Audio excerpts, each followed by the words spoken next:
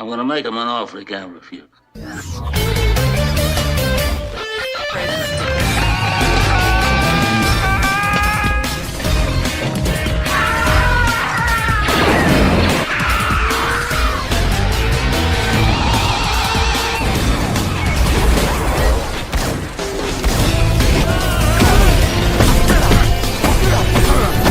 I'm not even supposed to be here today! Oh, fuck you!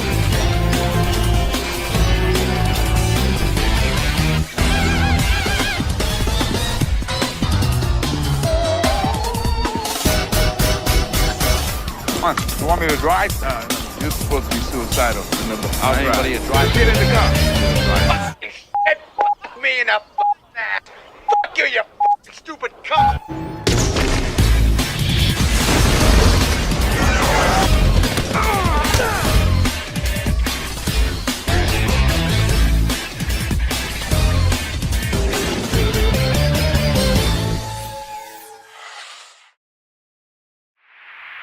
Hey everyone, it's Don J. Corleone here, and I am here with a brand new movie review. And this review is going to be for technically what was last weekend's new release, but this didn't really get wide release until this weekend, so it's going to be for, at the time this was recorded, the weekend of the 13th, one of two releases, while this was a wide release, The Life of Chuck, the newest Stephen King adaptation done by Mike Flanagan. And ironically enough, knowingly, he has done mostly the horror adaptations, like he's done Gerald's Game, he's done Dr. Sleep, but this is the first time he's done a drama adaptation of Stephen King's stories. Yeah, and so the plot for The Life of Chuck is, well, it's really more of a life-affirming genre-bending story that's based on Stephen King's novel about 3 chapters in a life of this ordinary man named Charles Krantz who lives for about 39 years. So as for my reaction, well, when I first heard of the film being announced, I was actually kind of interested in the film because, here's the thing, I do decently like Mike Flanagan as a director. There are some bad projects he's done, but there are some projects from him I liked. I like Gerald's Game, I like Dr. Sleep. I think the only theatrical movie I've not liked from him is Oculus. I'm not a fan of Oculus. To me, I think Oculus is his worst work. Yeah, it's the one about the siblings that reunite. Well, yeah, siblings that reunite to destroy this mirror that pretty much kind of tricked the son into killing his parents. But then, of course, the movie ends up being all for nothing because, well, to be fair, the mirror decides it's apparently too smart to be killed, and the brother ends up killing the sister, and he goes back to jail. So the movie it basically just makes the whole entire fucking movie where they're all grown up, all pretty much for fucking nothing. I think Oculus sucks. Probably his worst movie to start off his career. Especially that stupid fucking ending. That even further destroys the fucking film for me. Yeah, to me that's his worst work, and I also did not like the segment from VHS Beyond that him and his wife did last year. I thought Fur Babies is the worst segment of that film, but I thought the segment both him and his wife did was also pretty terrible. But I still liked a few other works he's done.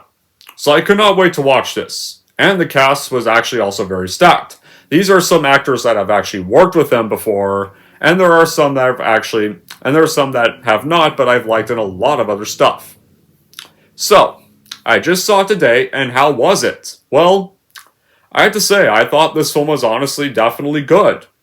And if I had to rank it for the best of 2025, I would probably have to say in the top 5, and maybe 5th place. Yeah, I think it was probably the 5th best film of the year so far. Yeah, and so, how was this movie made? So, it was around July 2020 when Stephen King's novel The Life of Chuck was going to be optioned by Darren Aronofsky's production company Protozoa Pictures. And obviously Darren Aronofsky was going to be doing it at the time, but then 3 years later in May 2023, it was announced that Mike Flanagan would be directing and adapting the story, and Tom Hiddleston and Mark Hamill were set to star, and Protozoa and Darren Aronofsky were not going to be involved anymore. Mike Flanagan had held adaptation to Stephen King's novels, as you know, I mentioned Gerald's Game, Dr. Sleep, films I've liked. And the film was going to be match in tone like King's-based drama adaptations like, films like Stand By Me or The Shawshank Redemption, which is easily the best Stephen King adaptation, or The Green Mile. Like those movies. And I've seen Shawshank and Green Mile, and I love both those movies as well. If I had to pick which is the best Stephen King adaptation, it's easily The Shawshank Redemption. Easily The Shawshank. There. And so, The Shining's good as well, but I just think The Shawshank is the best one. I think it's the best acted one. I think it's the best directed one. Like, even Stephen King considers that the best of the movie adaptations of his works. And and when you watch the film, you can definitely see why he considers it the best. And to be fair, he hated the Stanley Kubrick adaptation of The Shining, which I would have to disagree with. Well, I can see why he hated it, but I would kind of have to disagree with him on some stuff. But it does make sense that he would probably hate it, to be fair, because Kubrick did kind of go against some of his requests. But anyway, so after The Life of Chuck was shot and limitedly advertised, it first technically premiered at the Toronto National Film Festival on September 6, 2024, and won the People's Choice Award. Then it got a limited release by Neon Pictures on June 6, 2025 last weekend, and then it got fully released to the public on June 13th. And I don't really think, and this is not going to be a big moneymaker, obviously, because it's an independently released film. It wasn't really advertised that much, and because, here's the thing, when I saw it, there was only, 2 other people in the theater. So it was, dead empty. So this is not going to be a moneymaker this weekend. And a certain remake is going to be the one that's making the money. That's a shame, because I really like this film a lot, and I hope eventually it does get a little bit more recognition. The funny thing is, guys, I think a majority of the movies I've loved this year, none of them have made any profit.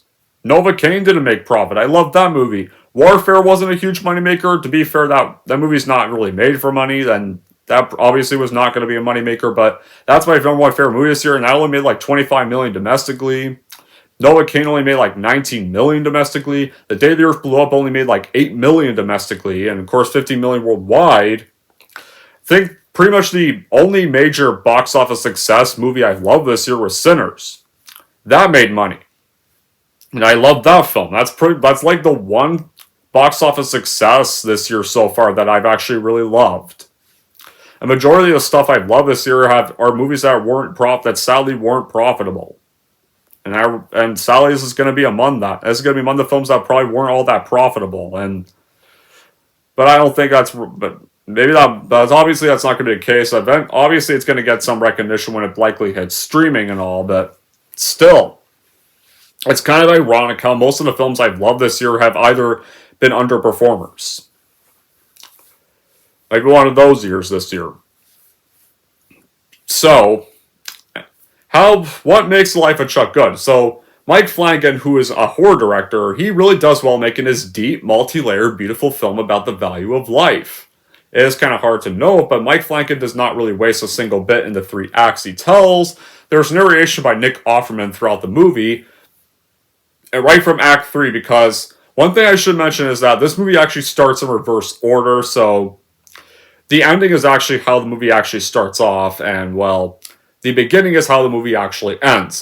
Everything seen and experienced really unfolds perfectly, then in Act 1, it all comes full circle in Act 1, and then Act 3, Chill Wen and Karen Gillan are fantastic in Act 3, but The Life of Chuck does one thing amazingly achievement. It's easily the sound. You have the cosmic elements in Act 3, to the dancing scenes in Act 2 and 1. Mike Flanagan does really exceptional incorporating all the sound and stuff.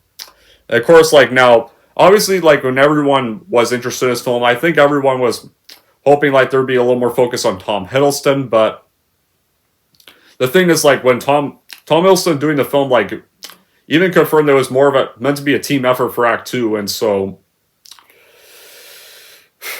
what else can I say? And of course, the dance partner, the actress who plays a dance partner in Act 2 during Act 2's bit, or Taylor, the busker Taylor, and all 3 of them, along with the choreographers, they do make the dance scene done really well, and And the pacing was also perfect. Like, this is a film that was 111 or 112 minutes.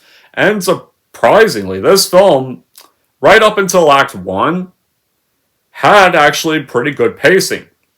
Act 1 is where it does kind of get a little slow, and Act 3 and 2 go by like a breeze. Act 1, it kind of takes its time to build up. That's kind of the longer bit, but the movie doesn't spoil itself. It doesn't spoil the message. It gives you these 3 acts, and it ponders how everything weaves together. Like there's times in my life where I kind of ponder, like, where there's certain bits that are definitely impactful in life, or even kind of formed who I am, and stuff, especially with some of the randomness that goes on in the film. Right there, like, that is that kind of what makes a viewer watching the film a unique person. Like, there's the good, the bad, the meager. It all comes together in Act 1, in like the whole universe and reality. And so, how do we start off? Well, the film actually does start off in reverse order. So let's get to how it. Technically speaking, Act 3 is technically the end of the story, but the ending is actually how it starts off. So, what is the third and final act in chronological order? So it starts off the movie where this Chitowell's character named Marty Anderson is this high school teacher, and one day at his job, he's noting like several things that are happening around the world, like from apparently disasters and now the worldwide loss of the internet, and there's these billboards and advertisements that are popping up everywhere on display, like interrupting broadcasts about this account named Charles Krantz, 39 great years, and he's retiring at that rate, of course. So after more terrifying things do kind of happen around that night, like when the internet's still down and the TVs go out of signal, he calls his ex-wife Felicia Gordon, who's Karen Gillan's character, and who works at a hospital, and they're starting to ponder if, like, the end of the world is going to be upon them. And then by the next day, there's more disasters. Like, there's a sinkhole that's causing traffic, and nobody's able to go into work anymore. People are now just starting to just walk there or just walk home. And, like, even the people that are able to go to work are seeing that nobody's there. Like, Felicia has to try to run to work, but she sees the hospital is empty. Nobody else is there, and so everybody's just now back at home. Nobody can go anywhere with the traffic. And so electricity goes out and telephone service goes out, and more supernatural occurrences start to occur throughout the entire day. So Marty sees this girl skating, and they do have a bit of a chat for a little bit, and this girl actually does know Felicia. And of course, then that's when the power goes out. He tells the girl to go home. That's the girl's Violet McGraw's character that you see in Act 3 and Act 2 as a brief cameo. But then, of course, Marty runs to Felicia's home so that they can spend the last day of the world with one another. And they're watching, like, the stars quickly vanish and stuff. And, like, they're observing all the stars, and you see all the stars vanish. And it turns out this end of the universe is actually connected to this Chuck guy that you saw getting advertised all over the TV screens and the billboards. Because you see him in a hospital, he's dying from this brain tumor, and his wife and son are accompanying him, and then Chuck passes away surrounded by them, and then Ginny tells him the words, 39 great years. Thanks, Chuck. And then, of course, Marty and Felicia are comforting one another. And then Marty tells Felicia, I love you, and the universe and Act 3 just abruptly end. And honestly, for a film that's more of a drama, this actually is a terrifying way to start off the film. Like, this actually gave me this kind of gave me chills in the theater. Because, like, even though this is not a horror film, Mike Flanagan still does bring in horror elements in this third act. I'd say third act is kind of the more horror bit. Act 2, that I'm going to talk about later, that's kind of the more slightly comedic and more uplifting act. And Act 1 is kind of the more calmer bit that explores all of Chuck's childhood, from being toddler age to middle school age to college aged. And this is adapted from a short story in his collection of King stories called If It Bleeds. told in 3 acts, reverse chronological order. It actually begins at the end, where, like how it starts off, we follow a high school teacher, Chiwetel's character. In the near future, that is pretty much rolling blackouts and wildfires and conflict between certain other countries. And of course, the face of like the character you're about to see later is appearing on billboards and ads with the message like for 39 great years. Like no one knows why this is happening and why it's leading to this apocalypse. And then, of course, the movie boards back in time so that you can meet Chuck as an adult before all of this happened. And then it ends off showing his childhood, technically the start of the story. And being raised by his grandparents, like one of them being played by Mark Hamill.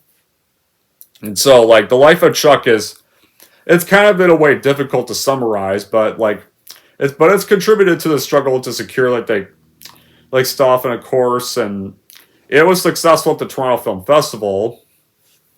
That's for sure. Like, it starts off like gripping dystopian horror, then transforms into a life meditation of an ordinary man's existence. Right there. And of course, like, it even has the emotional resonance of stuff like The Green Mile, or even like The Shawshank Redemption, because like, this actually was kind of the first time I felt emotionally invested in a Stephen King story since those movies. Now, I didn't think this movie was as great as those 2 movies, because those 2 movies are better, but this was still quite good. And it was definitely nice to see a first King drama story in quite a bit of time. Like, the life of Chuck is like kind of full of some small moments and interactions and observations that really revealed the life of the man. Is kind of insignificant, would seem insignificant, but how King's story, Mike Flanagan's adaptation of the story really elevates. It really does frame the narrative really well.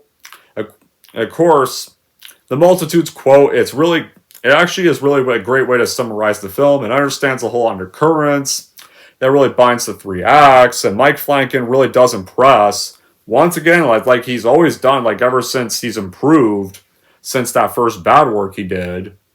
He has this perfect, distinctive cinematic language for the film that really enhances and it doesn't distract the viewers. He edits this stuff well. The pacing actually goes by pretty smooth. The pacing doesn't drag.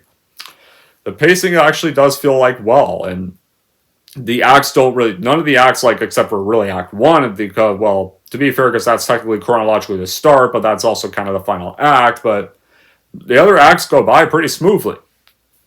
Right there. And I'm surprised they went by pretty quick. Like Mike Flanagan is a very consistent director. It actually works with a really great cast. He draws very great performances from both the stars and the newcomers like he's teaming up with. Like, some of these are stars he's worked with before. Karen Gill worked with him on Oculus. And of course, 2 of the kid actors in this film, Val McGraw and Jacob Tremblay, actually had worked with him briefly for Dr. Sleep. Well, I say briefly because, technically speaking, both of them actually played victims of Rebecca Ferguson's character. Well, one of them's death starts off the film, and it goes by at least pretty quick. Well, one of them actually has one of the most disturbing scenes of horror. And of course, now, Hiddleston and Chiwetel are actually definitely still excellent in this movie, and I do like both the actors.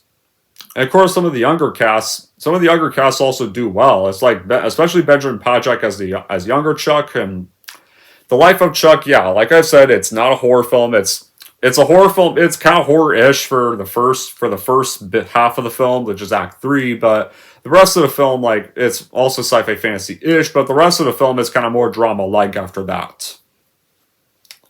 And what really strikes well is how Mike Flanagan really captures the weight of, like, catastrophes and also still finding funny and sweet moments. Like, the film opens like a normal story, a teacher having an ordinary day. It's kind of the end of the world around that time, but then it evolves into something like really profound, and stuff that makes life like really well cherished. And so now, after the chilling Act 3, Act 2 happens, and Act 2 is called Buskers Forever. I forgot to mention the name of Act 3, but Act 2 is called Buskers Forever, and this takes place 9 months before Act 3. And in a way, like, this actually does kind of start off a little comedic, because you see this girl named Janice Halliday that's having kind of a bad day. Her boyfriend has dumped her, and she's obviously frustrated and mad about that. So I like that there was a bit of a comedic way to start off this half. Like, we kind of just watched a very depressing and kind of horrifying Act 3 that kind of ended on a very chilling note. So I like Act 2 starts off kind of funny to kind of cheer up the viewer a little bit, kind of make the viewer laugh. Like, they kind of just witnessed a pretty realistic scenario. And so we need a bit of a comedic way to start off Act 2 in a way, because after what they've witnessed, I think it's like the movie recognizes that the viewer could use a bit of a laugh now to start off the next act to kind of relieve what they just had to watch. So, this is 9 months before he's died, and Chuck is now in Boston. He's going to a baking conference, and then there's this drummer named Taylor at Bulliston Street, and sees Chuck and then starts drumming for him. So, Chuck is then moved to be able to dance on the spot and attracts a crowd, and usually when a character breaks into dance number, sometimes it can be distracting, but the way this movie does, it's shot well. There's the good cinematography in the scene. That's what I really like about the scene, like the good cinematography, the good music that plays during the scene, like the good choreography Tom Hiddleston goes with. Like, I really liked how they did this scene. This scene actually does work really well. It kind of shows that Chuck is a guy that's living an ordinary life. Like, when you're starting to actually meet this guy, and you become pretty interested in him after this first scene. So he dances on the spot and attracts a crowd. And so Janice then eventually is persuaded by Chuck to join. And she joins Chuck and they dance together. But Chuck, though, gets hampered by this headache. But he continues on to the crowd's joy. And this is what's kind of hinting at what Act 3 showed. Then after that's all done, and after they're finished with the whole number, Chuck and Janice then help Taylor pack up, and the three split the profits at Taylor's insistence because they helped Taylor make money, so Taylor splits some of the profits with them. But then after that, Chuck doesn't know if he really why he chose to dance as soon as he heard Taylor playing the drums, and Taylor thinks they should form a traveling troupe, but they decline, and the three do part ways. And so Chuck just goes about his day. The day's just kind of ended. He's still wondering why they'll dance, though. But it's going to become a fond memory for him. And that's ironically, like, Act 2 kind of just ends right there. Act 2 surprisingly goes by quick. I will say that. Now, Act 3 goes on a little bit somewhat longer-ish than Act 2, but even that also goes by kind of quick. But Act 2, actually, like, I'm surprised by how pretty short Act 2 kind of was. Act 2 is really him finally meeting this Chuck guy, him walking down the street, then dancing to this drummer on the street, and then winding a crowd away, and then helping the drummer pack up, and then getting some of the profits, and he just goes home. Just like that. And it kind of does foreshadow Act 3 in a way. Just like that. And that was surprising, especially that shows the good pacing. Like, there's many subtle moments and character connections, like when the three acts, and this might end up being a film that would kind of require quite a few watches to kind of understand it. Like, it might be a little confusing for the viewer at times, but some viewers might have to give the movie multiple watches to kind of understand it a little bit better, but I got the film just fine. And The Life of Chuck is kind of a movie where you have to kind of confront your own mortality, but not like in a frightening kind of confrontation. Like, it asks you to kind of, you consider the people that have kind of been a part of your life, like, or the people you've impacted in your life, and how to be a better person. Like, there's good lessons about living your life very well, being passionate, really connecting with the art. Like, and I did love the whole multitudes it did that with, like, where you create timelines, and they create so many memories where just kind of have to carry on, and we'd be way bigger than kind of our role in life or the job we have. Like, Stephen King is an author that's known for writing about youth, death, and the beginning of youth, and of course, that does happen with this movie. Like, he did that stuff with, like, he wrote about stuff like death with Shawshank Redemption, he wrote that in The Green Mile, he's wrote that a lot in his horror films and horror stories. But right here, like, it does happen here in a way because technically chronologically the end, or beginning of the film, but chronologically the end of the story as a whole, Chuck dies kind of a slow, miserable death with his family by his side, but there's a universe that lies within him, and everything goes with him when he dies. Right there. So in a way, like, it kind of tells you that the central character is not just some guy named Chuck. Chuck, in a way, kind of is you in real life. It could be you in real life. That's one of the things I really liked about how they wrote this lead character. Now, I do wish more could have been a little bit done with Tom Hiddleston. Like, Tom Hiddleston only gets like a few lines, like 2 lines, and that's kind of it. But with the kind of brief screen time he has, and with the only act he really has in the film, he actually nails the part well. The whole cast in general is stellar. Like, when you have like Mark Hamill who plays the grandfather that I'm about to mention a little bit because he appears in Act 1, which is the last act of the film. The younger actors who play the younger versions of Chuck do really well, even despite that some of them, like Benjamin Pajak, is the one that gets the most screen time. The last version of Chuck you see is Jacob's college-age version of him, who only gets a few lines but also does very well. What else can I think of? Oh, Chiwetel also does well as the teacher Marty, that you do see quite a bit, and you see him again in Act 1 briefly. Of course, like, who's the main character of Act 3, but he does come back for Act 1 as like a brief little role at Chuck's school. That kind of shows that he actually did kind of work at Chuck's school as well. So now in a way, we get on with technically what is the finale, but in chronological order, it's technically how the story actually began. So now that you've seen Chuck grown up, like 9 months before he died in Act 3, the movie now ends with you seeing his childhood, where Chuck, as a young child, he lost his father and mother in a car accident, and so he lived with his grandparents. Like, Sarah eventually taught Chuck how to enjoy dancing, and Albie then sadly turns to alcohol after his son's death, and doesn't let Chuck enter this room in the house called the cupola, because he hints that there could be like ghosts in there of people that died in that room. So at school one day, Chuck asks Miss Richards the phrase of multitudes from this poem that he learned it in, and Richards explains to Chuck that he's a person full of multitudes, and the memories he gains over life form a universe in his head. But sadly, when Sarah goes shopping, she dies in a market, and that worsens Albie's alcohol addiction. But Chuck is inspired by his grandmother taught him, and so he joins this school dance program called Twirlers and Spinners. And eventually, he ends up becoming the best dancer of the club, and teaches them even how to moonwalk during My Sharona playing in the background. And there's this student he has a crush on named Kat McCoy, who's this older and taller girl that gets partnered with Chuck. Even though Kat has a boyfriend, she asks Chuck to share this dance at their school's fall fling that's coming up, and so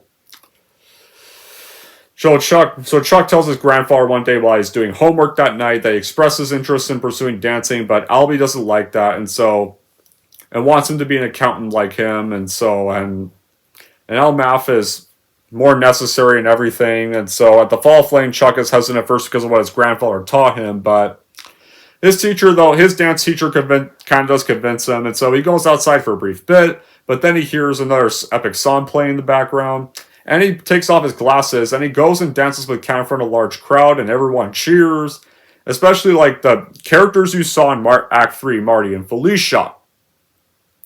And that's where in Act 1, like, Marty was a teacher at Chuck's school. Like, you briefly saw a cameo of him when Chuck was walking past his classroom, and now you see a cameo of him again with Felicia back when they were still together, because Act 3, you know that Marty and Felicia were divorced. But it turns out he actually also worked at Chuck's school. So Kat kisses Chuck, and he dances by himself outside in the school field, but then he scrapes his hand. Then, of course, years later, then his grandfather dies, and so Chuck is now like 17 years old, and this is where Jacob Tremblay takes on the role. And he inherits everything, especially the house, and his grandparents from Omaha then stay with him until he goes off to college, and so Chuck is now able to access the cupola room and is now in possession of the key, and he enters the cupola finally after he was never allowed to by Albie. And he sees an apparition in his deathbed as an adult, which actually, in a way, because this is the beginning of the story, that would foreshadow his death. And he identifies the adult as him because of his scar, but Chuck dismisses the vision, and he's going to live life to the fullest because he says this: "I'm wonderful. I deserve to be wonderful. I can tame multitudes." And that's how the first act ends. And the end credits roll over the empty cupola, and in a way, it foreshadows his death. So in kind of a way, Chuck did live life to the fullest. After he did become an accountant still, but he still found that dance passion him again with the drummer on the streets.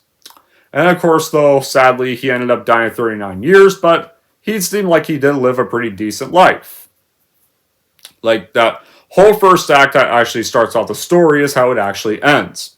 It starts off with the ending, the middle is still the middle, and the ending of the movie is actually really the beginning of the story. And honestly, sometimes non-linear or reverse can sometimes be a little frustrating way to follow the film, but I actually liked how this was a reverse movie. It felt like that way it made more sense. That's what I think. Because if this all had happened in chronological order, I don't think it really would have had much of an impact on me as a viewer. So, I actually kind of like how this was reverse order because it actually could kind of make me feel a little bit more impactful. Now, would I have any bad qualities with the film? I would have to say there's times when Act 1 does kind of get a little bit slow at times, but that's technically the final way to close off the movie, and that's technically meant to establish Chuck's childhood. There were some... sometimes it just kind of felt... It does kind of get a little slow a little bit at that times, and it is kind of a little hard to follow in Act 1. Act 2, I kind of wish didn't go by a little too quick. Right there, because that didn't really make it feel that impactful. Like, it felt like just one scene, and then that was over. Like, I feel like we should have saw a bit more Tom Hiddleston's portrayal of the character's life. Like, I think that would have made Act 2 a little more interesting. Not just where he's just seeing a drummer on the street and then wows a crowd and then the scene ends. That's really it. It didn't really feel like an act. It just felt like a scene. There, and of course now, that's what I'd say. Like, because in general, like, Tom Hiddleston only really doesn't get much to do. That's the thing. It's like the poster makes him look like he's a big main character, but he's just there for kind of Act 2. Only gets like 2 lines, and then after that, like Act 3, technically chronological order, he's on deathbed. That's all you really see. But other than that, like, I would say I enjoyed The Life of Chuck, and I would say this would be my top best for the year list for me. So in the end, I would say The Life of Chuck is totally worth buying if you love Mike Flanagan and want to see him do a non-horror project for the first time in his career. Especially after doing mostly horror films. Anyways, that's it for my review of The Life of Chuck. And if we're going to rank The Life of Chuck, here's how I'm going to rank this movie. So overall, if you love Mike Flanagan as a director, want to see him adapt a non-horror story from Stephen King for the first time in reverse order, then I would totally watch it by The Life of Chuck for your collection, no doubt. And if we're going to rank The Life of Chuck, I'm going to give The Life of Chuck an 8 out of 10. Alright, there we go, guys. That wraps up my review for The Life of Chuck. Now I want to know in the comments down below what you guys thought about The Life of Chuck. And until then, guys, that'll be it for this review. Thank you all for watching. If you like this and want to see more, don't forget to like and subscribe to Don G. Corleone.